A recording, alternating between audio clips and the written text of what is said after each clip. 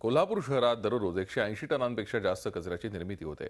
पण उचललेला कचरा टाकायला कोल्हापूर महापालिकेकडे हक्काची जागा असूनही त्यांना त्या जागी कचरा टाकता येत नाही. 5 लाखांहून जास्त लोकसंख्येचं कोल्हापूर शहर.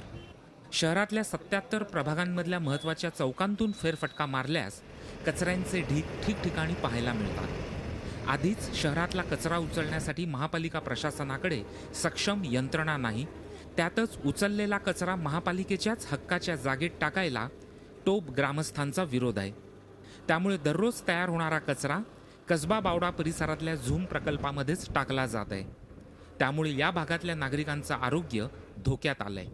सध्या या परिसरात तब्बल 2.5 लाख टन कचरा पडून आहे. त्यातच दररोज हजारो टन कचरा या ठिकाणी जमा होत आहे. झूमच्या येणं भरपूर ढास आणि माशा येतात आणि त्यामुळे दिवसभर दारं बंद करून राहायला लागतात.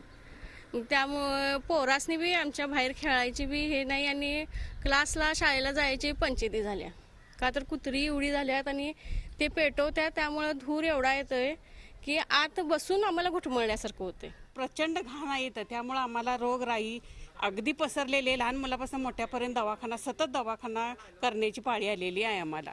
मग आम्ही राहायचं काय करायचं, जगायचं काय मरायचं हेच आम्हाला कळत नाही आहे ह्याच्यात. त्यामुळे आम्हाला या झूम प्रकल्प इथनं जावावा हीच आमची फक्त सगळी कळकळीची विनंती आम्हाला ह्याला द्यायची आहे. सध्या कोल्हापूर महापालिकेला शहरातला कचरा टाकण्यासाठी टोप हा भाग देण्यात आलाय. पण टोपच्या ग्रामस्थांचा त्याला तीव्र विरोध आहे. त्यामुळे शहरातला कचरा टाकायचा कुठे असा प्रश्न निर्माण झालाय. खनीमध्ये जर कचरा पडला तर याच्या जवळनंच NH4 गेला, भरपूर दुर्गंधी होणार आहे. याच्या 500 मीटरच्या आत सगळी वस्ती आहे, 100-500 घरं आहेत तिथं. त्याच्यामुळं दुर्गंधीमुळं समाजाला भरपूर त्रास होणार याचा.